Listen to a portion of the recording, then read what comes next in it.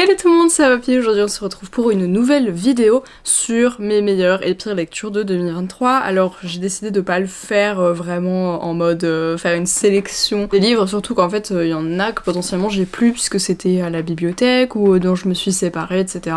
Donc j'ai décidé de le faire en mode tier list puisque c'est quelque chose qu'on fait pas mal avec des potes et tout, de faire des tier lists pour un peu tout et n'importe quoi, mais surtout pour les pet shops. Hein. Et comme j'aime bien ce concept, enfin je trouve ça plutôt marrant, enfin c'est peut-être même plus rapide, alors en espérant que je parle pas pendant 150 ans. Mais voilà, comme l'année 2023 est terminée, je me suis dit que c'était pas mal de faire ce genre de vidéo, puisque absolument tout le monde le fait aussi, voilà, donc un peu garder le meilleur et puis même aussi le pire, voilà. Sachant que en 2023, j'ai lu 42 livres, d'après Livre Addict, parce qu'en fait dans mon bullet journal, parfois je note pas quand je lis des mangas, parce que je me dis comme ça se lit vraiment en 30 minutes, enfin même pas, bah je sais pas, j'ai tendance à me dire que c'est pas vraiment, genre j'ai pas vraiment lu un livre et tout, alors qu'en soi oui, mais voilà, bref c'est psychologique. Mais du coup là j'ai mis tous les mangas, alors sachant que par exemple j'ai mis les Neko Gahara, mais je me rappelle pas spécifiquement ce qui se passe dans chaque tome quoi, donc je sais pas trop, peut-être que je les trierais pas et que je mettrais juste le tome 1 pour la vie globale, ou alors juste le tome 5 pour la vie globale de la série en fait. Bref, on va commencer sans plus tarder, désolée pour cet angle de caméra vu du bas, j'ai pas le choix. Voilà, dans la config où je suis là. Donc là, ils sont dans l'ordre, en tout cas de Livre Addict, donc c'est censé être l'ordre dans lequel je les ai lus dans l'année. Donc évidemment les premiers, je vais peut-être pas me rappeler en détail des histoires puisque j'ai une mémoire à très court terme. Voilà. Pour ceux qui connaissent pas, le principe de tier list, c'est qu'en gros, vous prenez un livre, enfin vous prenez n'importe quoi en fait, une image, et vous la mettez dans la catégorie qui convient le mieux au livre. Voilà, donc le tout premier, c'est Embarquement immédiat pour Noël de Karen Pont. Alors c'est le seul truc de Noël que j'ai lu cette année, puisque j'ai même pas lu de romance de Noël sur la fin de l'année, voilà. En même temps c'est pas trop mon truc, j'avais un petit peu essayé, en vrai j'aime bien, enfin voilà, ça fait plaisir sur le moment, mais c'est jamais des lectures vraiment mémorables. Mais celui-là quand je l'ai vu, je me suis dit vraiment il faut que je le lise, parce qu'en fait c'est une histoire de Noël, mais c'est sur deux sœurs jumelles qui ont toutes les deux des goûts vraiment opposés. Genre il y en a une, bah elle préfère les endroits chauds et tout, même en hiver c'est pas trop son truc, mais l'autre elle est vraiment ambiance de Noël, la neige, etc. Et donc leurs parents décident de leur offrir à chacune un voyage, une qui va partir sur une île sur les tropiques et l'autre qui va partir en Laponie. Et ce qui se passe c'est que les billets d'avion vont être inversés, donc évidemment leurs destinations aussi vont s'inverser et elles vont pas du tout se retrouver là où elles auraient voulu. Et c'était très drôle, et c'est quand même un peu une romance il me semble, hein. Enfin il y a une romance dedans, mais c'était très drôle, enfin j'avais beaucoup aimé, mais je sais pas si je le mets dans génial quand même, en tout cas pour une histoire de Noël que je trouve souvent elles sont assez cucu quoi, et voilà. Bah je trouvais que celle-là était vraiment cool. Alors Un palais d'épines et de roses, c'était pour la lecture commune de Nina Quill, donc c'était ma première lecture commune et j'ai réussi à en lire 3, voilà, donc ils sont plutôt sur le début de l'année. Après j'ai arrêté en fait, j'aurais pu en soi continuer, mais c'est juste que j'avais pas forcément envie non plus de me bouffer toute la saga, sachant que c'était la première fois que je la lisais, mais du coup le premier tome... Je pense vraiment qu'il mérite sa place dans Nul. Vraiment sur le coup je me suis dit mais c'est quoi ce truc? Mais quand j'ai vu tout le monde dire que le premier tome était merdique, je me suis dit ok, je vous crois, go continuer, et ça se vérifie ensuite que oui ok. C'est vrai qu'entre sympa et génial, sympa c'est quand même vraiment pas mal, mais entre génial et trop bien, peut-être elle est mal nommée cette catégorie, on va l'appeler comme ça. Vraiment bien. Du coup ça on peut le remonter parce que j'avais beaucoup aimé en soi l'histoire. Et je pensais justement par rapport à Kujo, parce que Kujo, bah j'avais vraiment bien aimé aussi. Bah, après trop bien que c'est vraiment pour les coups de cœur, mais là Kujo c'était pas non plus un coup de cœur, mais ça m'a fait un peu renouer avec Stephen King qui m'avait un petit peu déçu ces derniers temps, enfin pas ses dernières sorties parce que je lis pas, enfin je lis pas beaucoup de nouveautés, mais les derniers que j'avais lus, bah voilà c'était pas incroyable, et d'ailleurs on va y revenir un peu plus tard. Mais bon voilà. Mais Kujo c'était vraiment bien, je pense que tout le monde connaît l'histoire donc je vais pas m'attarder plus que ça. En tout cas c'est pour de l'horreur, c'était vraiment cool et j'ai très envie de voir le film, il me semble qu'il y a un film. Inheritance Games, bof. Ouais franchement j'ai vu toute la hype qu'il y avait autour de ce bouquin et du coup j'ai voulu essayer parce que franchement vu comment tout le monde le vendait, je me disais mais bah ça doit vraiment être incroyable, et bah non franchement ça l'a pas fait du tout. Je comprends pas trop la hype en fait. Après moi j'ai un peu du mal avec tout ce qui est romance. J'aime bien quand il y a de la romance dans les livres, mais j'aime pas quand de base je veux savoir que c'est de la romance. Donc oui j'ai quand même participé à la lecture commune de Akotard, même en sachant ça. Mais j'ai bien aimé. Franchement, leur relation, j'aime beaucoup. Enfin, je veux pas trop en dire, hein, pour ceux qui l'ont pas lu. Mais dans Inheritance Games, vraiment, on nous vend ça comme un truc d'énigme et tout. Et franchement, je trouve que la révélation finale, elle est pas incroyable. Et la personnage principale, Avery, je crois, bah vraiment, elle est en chien sur tous les mecs de cette maison, vraiment. Parce que, je pense que vous connaissez tous l'histoire, c'est pareil. Donc je vais pas... La vidéo va déjà être assez longue pour que je fasse un résumé de chaque bouquin. Mais vraiment, j'ai pas trop aimé ce personnage. Enfin, je trouvais vraiment, genre, meuf, est-ce que tu peux réfléchir un peu avec ta tête et pas avec autre chose? Voilà, merci. Mais vraiment, elle tombait sous le charme de tous les mecs qu'elle croisait. Enfin, je ne comprends pas. Et en fait, je trouve que ça prenait trop de place sur l'histoire. Et les énigmes étaient pas si incroyables. Enfin, voilà, je sais pas. En fait, il y a tellement de gens qui l'ont vraiment beaucoup vendu que du coup je m'attendais vraiment à un truc de ouf et en fait bah, c'était très bof et du coup j'ai pas envie de continuer vraiment particulièrement. Même si ça m'intrigue mais je sais pas, peut-être je suis juste passée à côté ou alors j'ai vu un truc qui était pas si important que ça et je l'ai rendu trop important mais je sais pas. Le pacte d'Emma... Ouais, je réfléchis en même temps, hein, mais je couperai un peu tous les blancs où je réfléchis parce que le pacte d'Emma, c'est le premier livre que je lis de Neil Gaiman. Je pense pas, enfin ça définit pas ce que je penserais de ses futurs romans. Enfin, j'ai lu que celui-là et c'est un de ses premiers. Voilà, donc c'est peut-être normal. J'aime pas les vampires. J'étais dans le déni quand je l'ai lu en fait. Je l'avais pris sur ma liseuse parce que je sais pas, il devait être en promo ou un bail comme ça. Enfin, je sais plus, mais je me suis dit, bah comme ça, je vais tenter cette autrice parce que bah ça m'intrigue en fait. Enfin, il y a tout le monde qui en parle pareil et du coup j'ai envie de tester. J'ai sûrement pas testé avec le bon parce que en fait ouais j'aime pas du tout les vampires et quand je l'ai pris je me suis juste dit ah c'est Neil Gaiman, go tester machin, mais je savais pas que c'était avec des vampires en fait. Et vraiment le début du bouquin, mais vraiment jusqu'à assez loin dans le livre, hein. Bah, pas plus de la moitié quand même, mais je sais plus, enfin de toute façon tous ces livres là j'en ai parlé en vidéo, mais jusqu'à assez loin dans le livre je me disais non mais c'est pas vraiment un vampire, elle a du mal voir ou c'est une métaphore. Vraiment, je savais pas dans quoi je m'embarquais. Mais ça, c'est un truc aussi, c'est que souvent, bah, les livres, je lis le titre ou je regarde la couverture, je lis pas forcément le résumé, surtout quand c'est un auteur que j'ai envie de découvrir ou quoi. En fait, non, ça dépend des fois, mais là, pour le coup, je me suis dit, ah bah go, c'est Neil Gaiman, genre.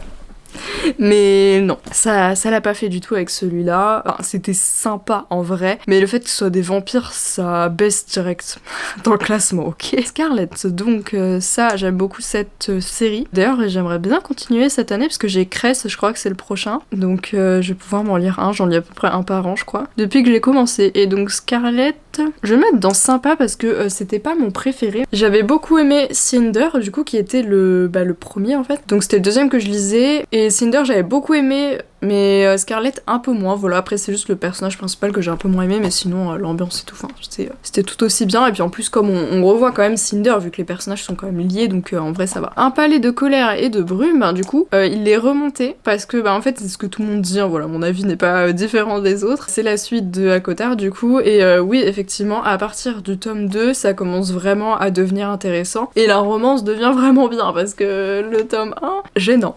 Mais le tome 2, oui, ça, voilà, ça commence à devenir bien. Et en vrai, oui, il me semble que j'avais eu un bon retour, enfin, j'avais bien aimé. Et, mais je crois que le troisième était encore au-dessus, en fait. Plus ça va, plus ça s'améliore, voilà. Alors, le journal de ma disparition, je me rappelais même pas que je l'avais lu cette année, donc en fait, je n'ai aucun souvenir, mais je sais que Camille Greb, j'aime beaucoup. Oui, alors je sais plus pourquoi j'avais mis 16 et pas plus, du coup, là, pour le coup, j'ai pas d'énormes souvenirs, du coup, on va le mettre dans sympa. Il me semble que c'était pas mon préféré de Camille Greb, mais il était sympa, ouais, je me rappelle, du coup, et ça se passait dans le village de son enfance, quoi. Enfin, là où elle est née, où il y a toujours ses parents, il me semble. Enfin, j'ai eu le résumé, mais un peu en diagonale, ok. Mais oui, et donc il retrouve un corps, et donc ça m'avait pas marqué de fou, mais je sais qu'il y en a d'autres de Camille Greb qui m'avaient beaucoup plu, mais en tout cas, l'ambiance à chaque fois, vu que ça se passe en Suède, et souvent, au moment de l'hiver et tout, c'est vraiment cool, je trouve. Les carnets de l'apothicaire, alors ça, j'ai pas mal aimé, enfin, en fait, j'aime beaucoup, mais je lirai pas la suite, parce qu'en fait, c'est le type de manga où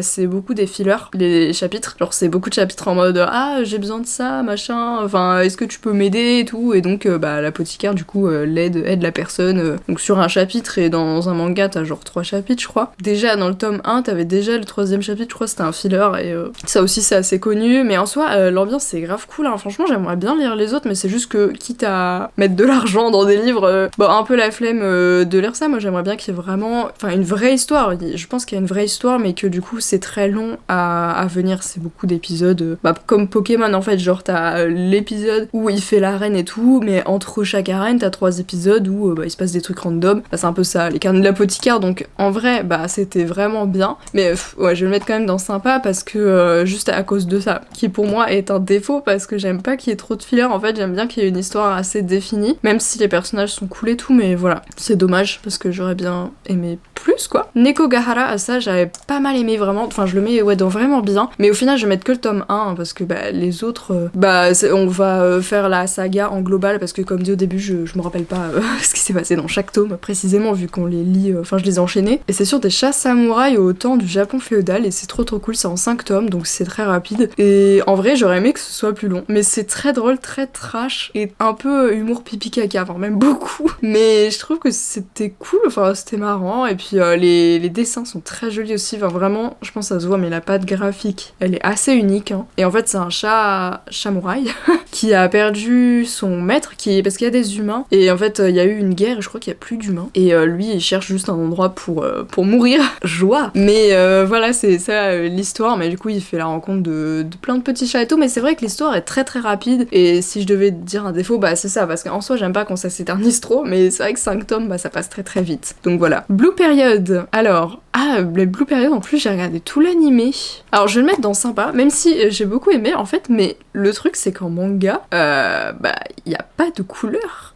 Genre vous me parlez d'un mec, la couleur bleue c'est un peu son bail, enfin genre la couleur bleue dans le manga c'est assez important, c'est un mec qui veut devenir artiste comme ça, du jour au lendemain ça le prend comme ça, et mais il y a pas de couleur dans un manga donc je trouve ça assez limité, enfin c'est sûr il y a pas forcément besoin de couleur dans toutes les histoires, d'habitude c'est pas choquant en fait, mais quand tu me parles d'art et surtout que genre son œuvre c'est un truc où tu me dis ouais c'est des camaïeux de bleu je sais pas quoi et qu'on ne peut pas le voir, j'ai trouvé ça un petit peu dommage quoi. Du coup on avait regardé l'animé avec mon copain et j'avais trouvé ça cool, mais ça manquait d'un truc, mais franchement le sujet était bien. Les aînés, les aînés je vais mettre dans vraiment bien, c'est très très dense, ça pour le coup j'avais vu personne en parler sur Booktube et je l'avais acheté en convention, voilà, je sais plus ce que c'était, l'éditeur je crois que c'est Plume Blanche, c'est une histoire de dragon, voilà, et en plus dans l'univers que je suis en train de créer un peu avec des personnages, il y a un peu des trucs inspirés de ce bouquin parce que je trouvais que c'était vraiment cool, mais vraiment c'est très dense, enfin c'était très long à lire, j'ai mis beaucoup de temps par rapport à d'autres livres et du coup ça peut être un peu décourageant même, mais franchement je trouve que ça vaut le coup et j'ai trop envie de lire la suite, mais juste voilà en ayant terminé ça je me suis dit je vais attendre un peu avant de lire la suite, mais l'univers est hyper cool. Les aînés du coup c'est des dragons et ils ont tous un type un peu genre t'as le dragon de l'eau, de la terre etc, et t'as notamment le dragon de la mort, donc celui-là qui est sur la couverture, et en fait t'as des personnes qui sont appelées, on va dire, appelés dans leur tête à la tour où il y a les dragons, sauf le dragon de la mort parce que voilà c'est un peu genre le rejeton on va dire qui vit dans les collines de la mort, enfin un bail comme ça, et en fait chaque dragon a un humain qui lui est associé, et en fait tu peux être appelé à la tour mais ne jamais avoir ton dragon parce que du coup il y en a que 7, mais du coup t'as un mec qui avait été appelé à la tour il y a pas longtemps, donc en fait quand t'es appelé là-bas tu vis là-bas avec plein d'autres gens, tu suis des cours et tout, enfin c'est un genre d'école et c'est un genre d'internat en fait, et donc on le voit le mec sur la couverture, mais du coup lui il va être appelé dans le nid, et en fait il y a plusieurs personnes qui sont appelées mais par le dragon dans l'œuf on va dire, et le dragon va en sélectionner un, et en fait tu sens le lien qui se crée avec le dragon, enfin voilà, et du coup c'est ce mec, je sais plus comment il s'appelle, mais qui va être lié à ce dragon et il est dégoûté parce qu'en fait quand t'es lié au dragon de la mort, en général le dragon a un peu une influence sur toi, donc après l'influence peut être dans l'autre sens mais le dragon est plus fort que toi, donc en gros si c'est le dragon de la mort et qu'il est rejeté et tout, il a vraiment, enfin il est assez vénère comme dragon, donc du coup il va pouvoir te retourner le cerveau et faire de toi un personnage méchant en fait, genre te faire anti-héros, et en soi le personnage qu'on suit il est pas tout blanc quoi, donc enfin moi j'avais beaucoup aimé parce que c'est pas du tout le héros parfait et tout, même s'il essaye au début, mais forcément qu'il y a un peu une relation qui se crée entre les deux, enfin c'était vraiment cool. Ouais, donc je le conseille, je vais arrêter de parler. Un palais de cendres et de ruines, du coup c'est la suite de Akotar, et là pour le coup c'était... Ouais j'ai eu un doute parce que Au final, j'ai pas gardé cette saga. C'est rare que j'aime beaucoup un livre et que je le garde pas. Mais c'était des gros bouquins, je les avais eu d'occasion, ils étaient un peu défoncés. Et au final, la romantasy, bah c'est pas quelque chose qui me plaît énormément, mais c'est vrai qu'à la lecture, bah j'avais beaucoup aimé, mais c'est pas une saga que j'ai envie particulièrement de conserver chez moi. Donc voilà, j'ai même plus ces livres-là. Mais c'est vrai que le dernier tome, il était vraiment cool, et la romance était vraiment bien. Et ouais, même les relations entre le personnage et tout, enfin voilà, j'avais beaucoup aimé, mais c'est vrai que j'ai pas continué jusqu'à maintenant, je sais pas si je continuerai un jour, mais c'était sympa. Enfin même plus que sympa, au niveau de ce troisième tome, ça va vraiment crescendo. Les noces de la renarde, ça j'avais bien aimé aussi, est-ce que c'était vraiment bien ou sympa? Ça m'a pas marqué des masses, mais c'est quand même japonais. Donc les noces de la renarde, c'est passé assez vite au final, parce que c'est un gros pavé, mais c'est écrit assez gros et il y a pas beaucoup de texte sur chaque page, donc souvent les gros pavés je m'en rappelle mieux, quand même les aînés je me rappelle de pas mal de détails parce que je l'ai lu sur une très longue période du coup, mais les livres que je lis assez rapidement comme celui-là, surtout que je devais le rendre à la bibliothèque il me semble, donc c'était assez serré en termes de timing, du coup je l'ai rushé, donc évidemment ça me marque moins, mais je me souviens que c'était une fille notamment qui pouvait voir les yokai, donc les yokai c'est des êtres, genre des esprits japonais, mais c'est enfin un peu genre des fantômes quoi, donc personne n'est censé les voir, mais elle les voyait, elle avait cette particularité là, et en fait ça, elle trouvait ça vraiment horrible, mais elle va réussir à tourner ça à son avantage, elle va rencontrer pas mal de personnages, en vrai c'était bien. Alors, ici et seulement ici de Christelle Dabos, je vais le mettre dans vraiment bien. Ce livre, il a vraiment fait débat. Bon, on savait de base que ça allait pas être comme La Passe Miroir, donc ça, de toute façon, je m'attendais vraiment à quelque chose de différent, vu comme elle avait dit. Et ça parle vraiment du collège, et c'est vraiment un ovni, voilà, genre je dis jamais ça, mais vraiment ce livre-là, j'ai jamais lu quelque chose comme ça. Et on suit plusieurs personnages qui sont au collège, il y en a qui font leur rentrée au collège, il y en a qui sont déjà bien établis, et c'est un peu comme, voilà, une société qui tourne, mais en fait c'est bourré de métaphores, mais que des trucs où tu te dis, mais ouais, c'est vrai que c'était comme ça, enfin le collège c'est vraiment un monde à part, en fait, avec plein de codes et tout, mais que t'as pas quand t'entres au collège, t'en as ils les ont, t'en as ils les ont pas, moi je les avais pas, et du coup, genre tu peux forcément te reconnaître dans, enfin au moins un personnage, et à chaque fois t'es dans la tête du personnage, mais il se passe que des trucs bizarres, et t'as plein de métaphores, donc évidemment je les ai pas toutes comprises, mais je trouvais que c'était vraiment bien, puis ça se lit très vite, et ouais, voilà, c'est tout. The Valkyrie, donc ça, je vais juste le mettre dans sympa, je l'ai lu en anglais, et c'était pas très facile, mais voilà, on suit une Valkyrie qui a été bannie du Valhalla, je crois, et du coup, bah, elle raconte sa vie à une princesse, voilà. Bon, je vais pas trop m'étendre, j'en avais parlé dans une autre vidéo, parce que je me rappelle pas des masses, mais c'était sympa, sans plus, voilà. LX18, est-ce que c'est vraiment bien? Est-ce que c'est trop bien? Genre... ouais, je sais pas si c'est un coup de cœur. Bon, en même temps, je pense que si c'est un coup de cœur, j'ai pas besoin de réfléchir, donc on va le laisser là. LX18, c'était une dystopie, donc mon genre préféré. Et ouais, c'est...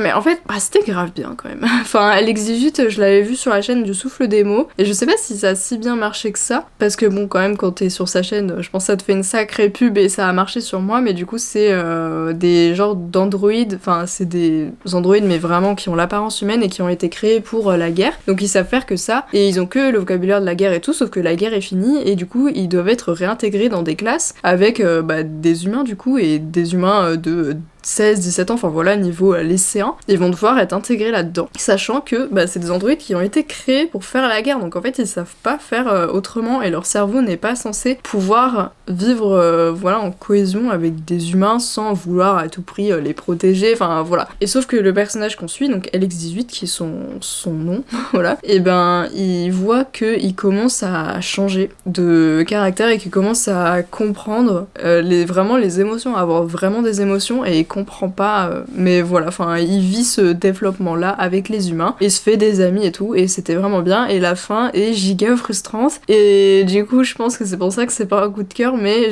quand même, enfin c'est une très bonne fin je trouve, mais vraiment très frustrante. Voilà, mais franchement c'était très bien. Lisa Gardner, Le Sceau de l'Ange, alors c'est mon tout premier Lisa Gardner, et pareil je vais le mettre dans vraiment bien, parce que c'était une très bonne lecture, et une bonne découverte surtout. Et les 2-3 autres, je sais plus combien j'en ai lu, mais les autres que j'ai lus après, bah ils ont pas été à ce niveau-là. Enfin, en tout cas j'ai beaucoup aimé, à part que vraiment à la fin, tout s'accélère très très vite au niveau de la résolution et de toutes les révélations sur l'enquête, parce que c'est un thriller du coup pour ceux qui connaissent pas. Mais sinon l'enquête était vraiment bien. Winterwood, laissez-moi me souvenir, oui je crois que je me souviens. Bah je crois que je vais le mettre dans sympa. En soi j'ai pas eu de trop mauvaises lectures, hein. rétrospectivement c'est ok, hein.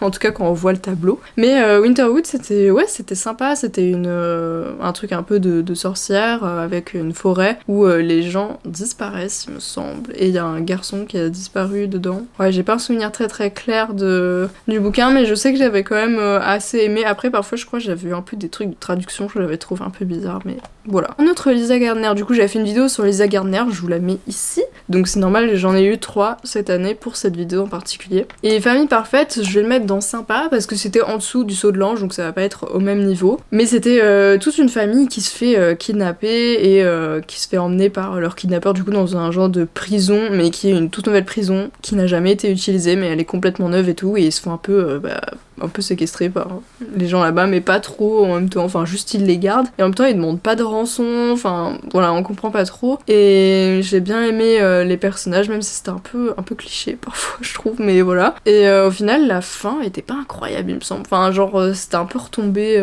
comme un soufflet, enfin voilà, c'était pas comme le Saut de l'Ange où vraiment les révélations étaient vraiment cool. Là, Famille Parfaite, c'était pas aussi bien, donc quand t'as lu le Saut de l'Ange en premier, t'es un peu déçu après. Voilà. Du coup, un autre Lisa Gardner, Lumière Noire, pareil, il était sympa, voilà, même niveau que Famille Parfaite, peut-être même encore un petit peu en dessous, mais il est pas non plus bof, il faudrait encore une catégorie entre les deux. C'est un truc à part, et c'est une femme aussi qui se fait séquestrer, je crois, dans une pièce. Voilà, ça m'a moins marqué que les autres. Iscari tome 2, trop bien. Alors trop bien, même si ça faisait longtemps que j'avais lu le 1, je crois, j'avais même pas cette chaîne, et en fait le tome 2 j'étais un peu surprise parce qu'on suivait pas les mêmes personnages, mais tout l'univers est trop cool je trouve, et voilà, tout ce qui est, enfin les Iscari, Namsara, tout ça, voilà, je trouve ça trop bien, les personnages qu'on suit aussi, et le personnage qu'on suivait vraiment dans le tome 2, mais même la romance, un bonheur, voilà. Même si au début je me suis dit c'est typique le genre de romance que je déteste, vraiment. Et en fait ça s'est tellement bien rattrapé, enfin je trouve que c'était trop bien. Et justement Iscari c'est le truc, genre c'est le type de livre où quand tu le lis, tu le lis pas pour la romance justement, mais quand il y en a une et qu'elle est bien faite, ça fait plaisir dans tout l'univers que ça représente et tout, voilà. Et ça c'est typique ce que ça représente, et j'ai trop envie de lire le tome 3, et franchement on pourra le reconsidérer, mais je pense quand même qu'il est au-dessus des autres, et surtout qu'à la fin du tome 2, même en sachant que le tome 3, on suivrait pas les mêmes personnages, enfin on voit des personnages évidemment, je pense que ça va en plus un peu se regrouper, mais parce qu'entre le 1 et le 2, vraiment la fille qu'on suivait dans le premier, on la voit quasiment pas dans le 2 à part vers la fin, mais je pense quand même que le tome 3, il va forcément un peu les réunir, parce que c'est obligé, enfin au bout d'un moment c'est la fin de la trilogie donc il faut bien terminer, mais j'imagine qu'on suivra encore pas la même personne, et même en sachant ça j'ai trop envie de le lire, donc c'est vraiment que l'univers est trop cool. Donc ouais, et en fait deuxième coup de cœur, Qui es-tu Alaska de John Green, franchement je voulais trop le lire à cause du Souffle des mots parce que c'est genre son livre préféré, et moi qui suis fan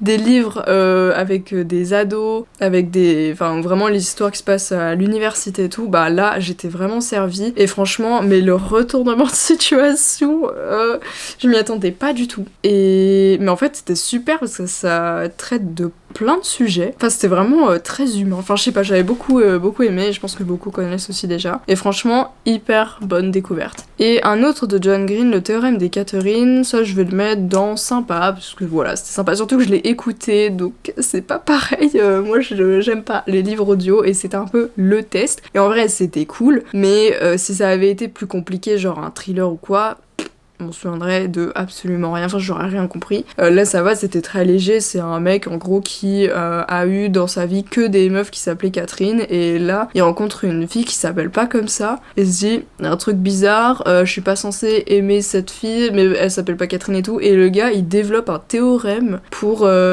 sur l'amour, en mode avec des calculs et tout, tu peux prédire en quelle année tu vas casser avec telle personne par un calcul et tout, c'est trop bizarre en fait, mais c'était c'était sympa à écouter, c'était marrant. J'aime bien la manière dont c'est écrit, en fait. Un petit changement de batterie, et on est de retour. Les lieux sombres. Ah oui, alors je me rappelais plus de l'histoire, j'ai dû lire un résumé, mais j'en avais un bon souvenir quand même dans ma tête, et je l'ai pas noté sur Livre Addict, donc je sais même pas combien je lui avais mis, mais il me semble quand même que j'avais beaucoup aimé, mais bon, mémoire à court terme, ok. C'est une fille qui a vu toute sa famille se faire tuée sous ses yeux en fait, et 25 ans plus tard elle est toujours trauma et elle est toujours en dépression et elle vit en fait sur l'argent que des genres de fans lui ont envoyé, enfin parce que du coup c'était la survivante, et elle va découvrir qu'il y a des gens qui font des conventions sur les personnes qui ont survécu à des drames comme ça et où toute leur famille s'est fait tuer et tout, et du coup elle a grave des fans et elle va les rencontrer et tout, mais elle va en fait faire sa propre enquête pour découvrir, parce qu'en fait a priori c'est son frère qui a tué toute sa famille et elle y croit dur comme fer, voilà ça me revient. Et sauf que toutes les femmes qu'elle va rencontrer dans cette convention notamment, elle croit pas du tout que c'est son frère qui a tué toute sa famille en fait, genre ce serait un coup monté, enfin en tout cas une erreur d'enquête, et du coup elle va finalement décider de faire son enquête, même si au début elle était là un peu pour la thune en mode payez-moi je viens, mais elle va décider que même pour guérir elle-même, elle va faire son enquête, et c'était vraiment cool. Voilà, je me rappelle mieux en essayant de me souvenir normal finalement. Anatomie, j'ai beaucoup aimé aussi. Mais c'est pas un coup de cœur à cause de la fin, j'en avais déjà parlé plusieurs fois, donc surtout que là c'est des vidéos assez récentes, du coup les livres que j'ai lus là c'est plutôt récent, donc je m'en rappelle bien, mais Anatomie, le seul truc qui m'avait dérangé c'était la fin où t'avais un petit peu de fantastique et j'ai pas trop aimé. Enfin, la petite touche de fantasy, j'ai pas trop compris qu'est-ce qu'elle foutait là en vrai, et la fin un peu facile aussi. Mais à part ça, l'histoire qu'on suit une femme qui veut devenir chirurgienne au début 20e siècle et tout, c'est quasiment impossible, c'était vraiment cool. Voilà, enfin j'aime bien les histoires comme ça. Atomka de Franck Tillier, je me rends compte que c'est le seul bouquin de Franck Tillier que j'ai lu cette année, mais encore une fois, vraiment bien, voilà, cette ligne est bien remplie, mais pas non plus un coup de cœur. Voilà, le coup de cœur quand même, c'est un autre level. Mais Atomka, c'était sur la radioactivité et la cryogénisation, et c'était super intéressant. Comme d'habitude, Franck Tillier, ça se voit qu'il est fan de science, parce qu'à chaque fois, il te sort plein de trucs qui peuvent être vrais, et après, ça donne grave envie de se renseigner par soi-même, alors qu'en soi, c'est juste une enquête policière, genre, mais c'est des enquêtes tellement poussées, et il se passe tellement de choses dans ces enquêtes, que c'est trop bien. Mais le seul truc, à chaque fois, qui me dérange un peu, c'est, maintenant, en tout cas, depuis que la saga Lucie Hennebel et Charcot s'est réunie, genre maintenant ils sortent ensemble, et je suis en mode non, ça ne marche pas, désolée. Mon cerveau ne peut pas accepter. La Servante écarlate, je vais le mettre dans sympa parce que je suis contente d'avoir découvert ce classique. Donc pareil, je vais pas détailler, tout le monde connaît, mais il se passait pas énormément de choses. La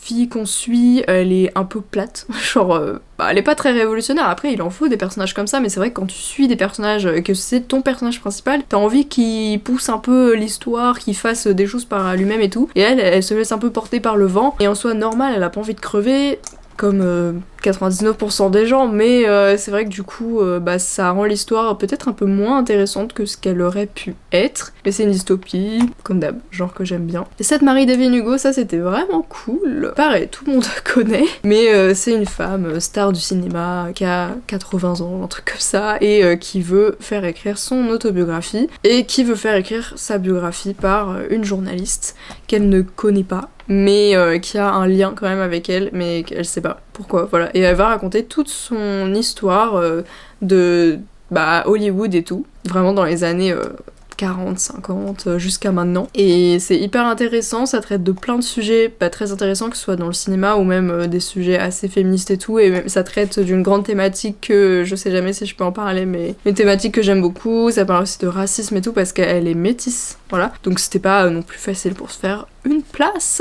Et voilà, ça parle de plein de choses, et les 7 maris au final sont un peu en second plan, c'est vraiment juste prétexte pour raconter son histoire, et j'aime bien les récits comme ça. Cache-cache mortel. Pas d'hésitation. Le problème c'était aussi la traduction qui est extrêmement mauvaise. J'ai jamais lu un livre comme ça, sincèrement, je ne comprends pas. Est-ce que c'est une IA qui a traduit ce livre? Parce que c'est pas possible de traduire comme ça, vraiment c'est horrible. Enfin, voilà, désolée si c'est un vrai traducteur qui a fait ça, mais non, franchement non. Et puis l'histoire était même pas si intéressante que ça, et je l'ai lu en entier, donc c'est pour vous dire, parce qu'il y a beaucoup de gens qui ont abandonné à cause de l'écriture qui était horrible, pas fluide, ni rien du tout, vraiment. Parfois t'as des bouts, je comprenais même pas ce qui se passait. Donc j'ai rien compris, parce que dans les scènes d'action c'était compliqué, hein. Franchement, qu'est-ce qui se passait? Et les scènes d'action on n'a pas beaucoup, parce que franchement, voilà, on nous vend quelque chose vraiment qui fait hyper peur, et puis en fait, non. Voilà, Qui doit mourir, c'était sympa. Je pourrais le mettre plus haut, mais c'était un truc un peu à la Saw où c'est des personnages qui se retrouvent enfermés dans une pièce et ils ont un message comme quoi il y en a un qui doit mourir, voilà, enfin ils doivent tuer une personne, sachant qu'évidemment c'est que des potes, enfin des potes ou pas du coup, mais forcément t'as un peu des clans dans les potes et tout, et il y a une personne qui doit mourir, sachant que les personnages ils sont tous un petit peu stéréotypés, c'est sûr, mais moi ça m'avait pas dérangé sur le coup, enfin je trouvais qu'ils étaient cool, les personnages, mais voilà, enfin rien de révolutionnaire, juste la fin est assez surprenante, enfin moi je m'y attendais pas perso. Joyland, alors je vais le mettre dans bof, mais c'est pas parce que j'ai pas aimé l'histoire, c'est parce que comme je l'ai dit dans les vlogs, je pense que c'est un peu récent pour ceux qui regardent toutes mes vidéos, voilà, je sais pas s'il y a des gens qui font ça, mais Joyland, on nous vend une fête foraine, on nous vend des clowns qui font peur, il y a rien de tout ça, enfin il y a la fête foraine, il y a pas de clowns qui font peur, rien ne fait peur, c'est pas du tout un roman d'épouvante, c'est peut-être un genre de thriller mais plutôt récit de vie quoi, enfin vraiment c'est, enfin il y a pas de policier donc c'est pour ça quand je dis thriller, non c'est juste le mec qui fait un petit peu sa petite enquête parce que apparemment il y aurait un fantôme dans une attraction, on en parle quasiment pas, c'est plus un récit de vie qu'autre chose et en vrai c'était vraiment cool l'histoire de ce mec là, mais aucun rapport avec ce qu'ils nous vendent sur la enfin sur dans le résumé, donc j'étais un peu vexée, c'est pour ça que je le mets dans bof. Le cercle de l'étrange, c'est sympa, il y a qu'un seul tome, je crois que c'est auto-édité, c'est la première fois, je crois, que je lis l'auto-édition. Enfin, il y en a un deuxième juste après, mais c'était la première fois en tout cas, et j'espère qu'il y aura une suite, mais je sais pas si je vais l'acheter. J'ai un peu un mauvais passif avec l'achat de ce livre, j'en avais, enfin je l'avais raconté dans la vidéo où je le lis ici, mais sinon l'histoire était sympa, bah assez classique en soi, mais c'était sympa, voilà. Jirganar, bah pareil, je vais le mettre dans sympa et pas dans vraiment bien, même si c'est une histoire avec des dragons, et que c'est quelqu'un que je connais un peu, enfin vite fait mais voilà, qui a fait ce livre et c'est pour ça que je l'ai acheté, sinon je pense que j'en aurais pas trop entendu parler. Pareil, c'est auto-édité et on découvre l'univers du coup de Jirganar avec des dragons. Le tome 1 il est assez court, je crois il doit faire 40 pages et quelques, et ça commence direct dans le vif du sujet avec une course de dragons, donc t'apprends un peu à connaître les personnages et tout, mais en fait c'est tellement rapide que c'est difficile de se faire un avis. En tout cas les dessins sont super jolis, j'aime beaucoup, et les dragons sont cool, mais voilà, après enfin il y avait des trucs un peu clichés, genre par exemple le début, enfin comment c'est créé l'univers et tout. Franchement, enfin je trouve que c'est prometteur, donc hâte de voir le tome 2 qui devrait arriver dans pas si longtemps que ça, il me semble. Donc en tout cas, je l'aurai, c'est sûr. Alors, et l'imagination prend feu, bah ça va être difficile de le classer, mais je vais quand même le mettre là-dedans. En fait, c'est un essai, donc c'est pas une histoire. Mais du coup, c'est Christelle Dabos qui raconte son processus d'écriture, enfin voilà, son histoire avec l'écriture. Et du coup, c'était hyper intéressant, et j'aime beaucoup sa manière d'écrire, comme d'habitude, enfin... Un peu tout ce que fait Christelle Dabos, j'aime bien, enfin j'aime beaucoup même, donc évidemment c'est assez haut. Les sorcières de Pendle, bah c'était vraiment bien aussi il me semble. C'est une lecture récente et j'en ai pas forcément beaucoup de souvenirs, mais je sais que ce que j'avais beaucoup aimé sur ce livre, c'est que les sorcières n'étaient pas des vraies sorcières, enfin je veux dire c'était sorcières comme ce qu'on considérait certaines femmes à l'époque, mais c'est pas de la fantaisie. Donc ça j'avais beaucoup aimé parce que c'est ça que j'avais envie de lire, mais comme je lis pas toujours les résumés, bah et même j'avais pas regardé le genre en fait du livre, donc ça aurait pu être de la fantaisie, juste j'avais pas regardé, et en plus je l'ai pris à la bibliothèque donc c'était un peu random, voilà. Bah j'ai beaucoup aimé parce que ça justement. Après oui il me semble qu'à la fin j'avais trouvé ça très facile, il me semble, voilà, et donc c'est pour ça que c'est pas un coup de cœur. Après ça pourrait être en soi dans sympa, mais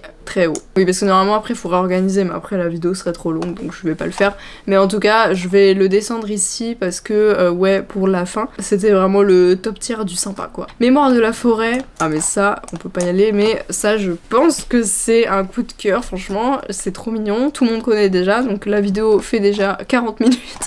Non c'est faux, mais je dois pas être loin. Mais du coup je vais pas m'étendre trop, mais Mémoire de la forêt c'était vraiment cool, trop mignon, des animaux, des illustrations super jolies, et ça traite de plein de thématiques superbes, notamment la maladie d'Alzheimer.